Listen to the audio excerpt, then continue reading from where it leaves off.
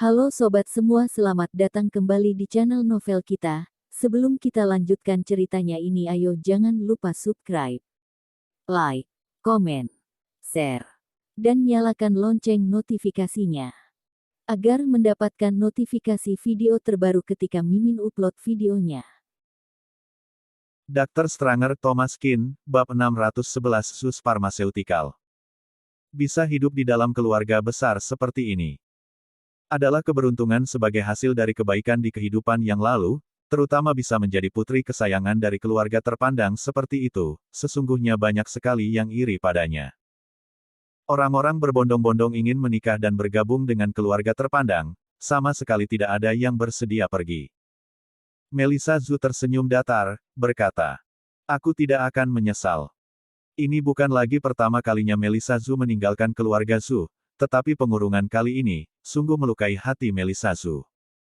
Keluarga Zhu tidak akan menjadi tempat berpulang lagi baginya. Thomas Kin membawa Melissa Zhu tiba di Zhu's Group, gedung perkantoran paling mewah di seisi kota Donghai.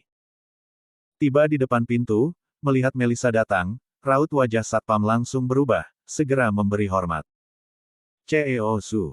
Setelah itu, Melissa Zhu pun masuk ke dalam lift. Satpam segera mengeluarkan protofon. CEO Zhu, aku melihat Melissa Zhu datang. Saat ini Gael Zhu sedang menghadiri rapat bersama semua orang. Setelah proses cuci otak selama beberapa hari, ditambah dengan tawaran keuntungan yang bertubi-tubi, para pemegang saham telah sepenuhnya memberi dukungan. Kini Gael Zhu adalah pemegang saham terbesar yang sesungguhnya, dia telah menelan hak saham milik Melissa Zhu, termasuk produk Sugar God nomor 2, serta aset-aset Wenhe Pharmaceutical Co., Ltd. Mendengar perkataan Satpam dari ujung protofon, Gael pun tersenyum dingin. Memangnya kenapa jika dia datang, situasi tidak bisa diganggu-gugat lagi? Mendorong pintu, Melissa berjalan ke dalam ruangan, semua tatapan mata menjadi sedikit aneh. Gael Zhu tersenyum dingin, berkata, "Melissa, untuk apa kamu ke sini? Sekarang kamu sudah menjadi karyawan biasa dalam kantor, rapat pemegang saham ini, sama sekali tidak pantas kamu hadiri." Melissa Zhu sedikit memejamkan mata, berkata dingin. "Paman, kamu masih tahu malu tidak? Sudahlah jika kamu mengambil pergi saham milikmu, kini saham Wenhe Pharmaceutical Co., Ltd. Punyaku, juga berani kamu sentuh." Gael Zhu tertawa terbahak-bahak. "Wenhe Pharmaceutical Co., Ltd. Apanya? 3 perusahaan sudah digabung sejak awal, mana ada lagi perusahaan kamu? Sekarang yang tersisa hanyalah Zus Pharmaceutical Co., Ltd., pemegang saham terbesar adalah aku, Gael Zhu. Dan kamu, hanyalah seorang karyawan kecil, sekarang juga, atas jabatan direktur, aku mengusirmu keluar dari ruangan ini." "Kamu," kata Melissa dengan wajah emosi, "bisa-bisanya orang itu tidak tahu malu hingga tingkatan seperti itu." Di saat inilah, Thomas Kin mendorong pintu dan masuk, berekspresi licik, tersenyum berkata, "Wibawa yang tinggi sekali." Melihat kemunculan Thomas, raut wajah Gael langsung berubah, termundur beberapa langkah ke belakang. Orang-orang lain memang tidak tahu apa yang ada di balik semua ini, tetapi Gael tahu jelas, bukankah seharusnya Thomas Kin sudah mati. Keluarga Su dan keluarga Hua telah mengerahkan banyak usaha. Bahkan mengorbankan keuntungan selama 10 tahun ke depan, menggunakan 20 orang tentara bayaran, namun tetap saja tidak berhasil membunuh Thomas. Apakah badan orang ini sungguh kebal dengan segalanya? Melihat wajah Gael Zhu putih pucat, Thomas Kin tersenyum dingin, berkata, "Kenapa? Apakah merasa heran, kenapa aku belum mati?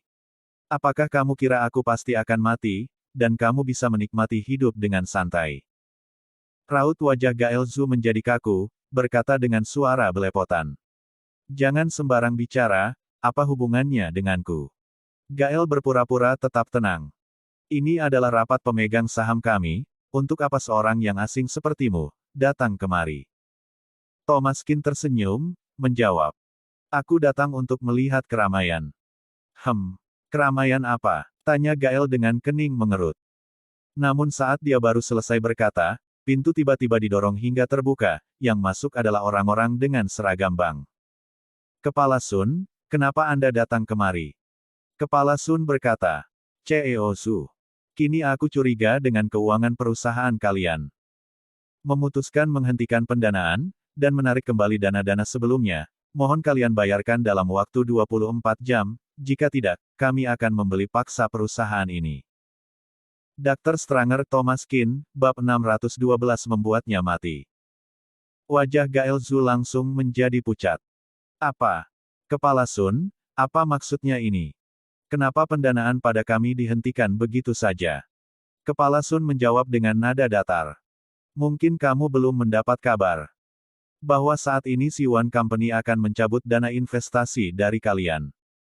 Karena perusahaan kalian melanggar peraturan kontrak, kini kalian memiliki hutang sebesar 10 triliun dengan Siwan Company, sama sekali tidak mampu membayar, juga termasuk melanggar kontrak. Mata Gael Zhu terbelalak. Ini tidak mungkin. Siwan Company sudah bangkrut. Tadinya rencana Gael Zhu sudah sangat matang. Siwan Company telah bangkrut selama beberapa hari. Sebelumnya telah memberikan dana sebanyak 10 triliun pada mereka. Kini uang itu pun tidak perlu dikembalikan lagi, Gael Zhu mendapat 10 triliun secara cuma-cuma, ini benar-benar menguntungkan baginya. Kepala Sun tertawa dingin, menjawab. Siwan Company sudah bangkit kembali, dan bangkrut tidaknya mereka, sama sekali bukan kamu yang atur. Gael Zhu terus menggelengkan kepala, tidak mungkin, ini sungguh tidak mungkin.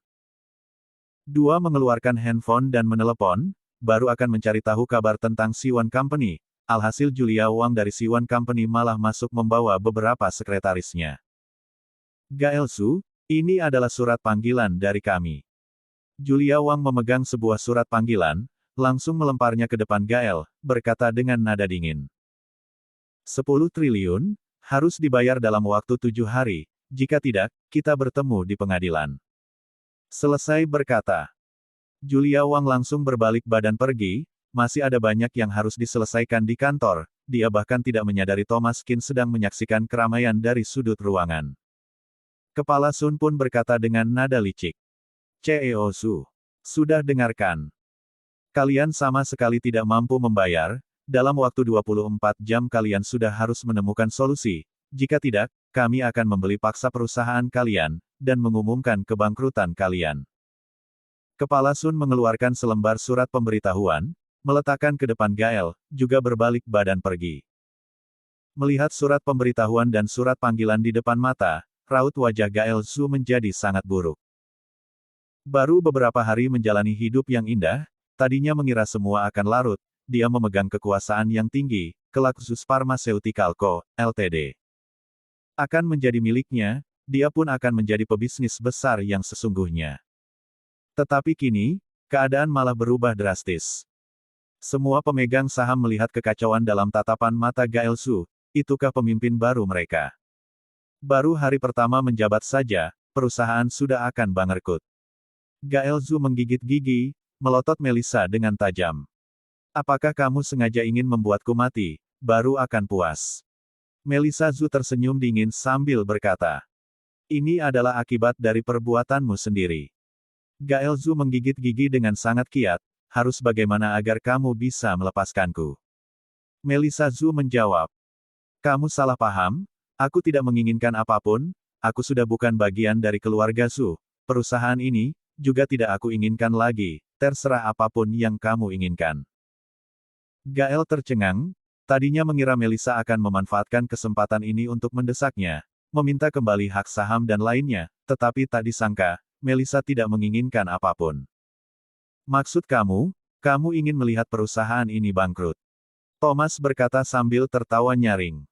Bukankah sudah dikatakan tadi, kami datang untuk menyaksikan keramaian? Mata Gael terbelalak, sedikit tidak berani mempercayainya. Melissa, dalam perusahaan ini juga ada jerih payahmu. Jika bangkrut, Sugar God nomor 2 milik kamu pun akan tiada. Thomas berkata dengan nada datar. Hanya sebuah Sugar God nomor 2, resep yang aku tuliskan untuk Melissa dengan sembarang, jika dia menginginkan resep itu, aku bisa menuliskan beratus-ratus kali lipat lebih banyak untuknya. Bersambung. Titik.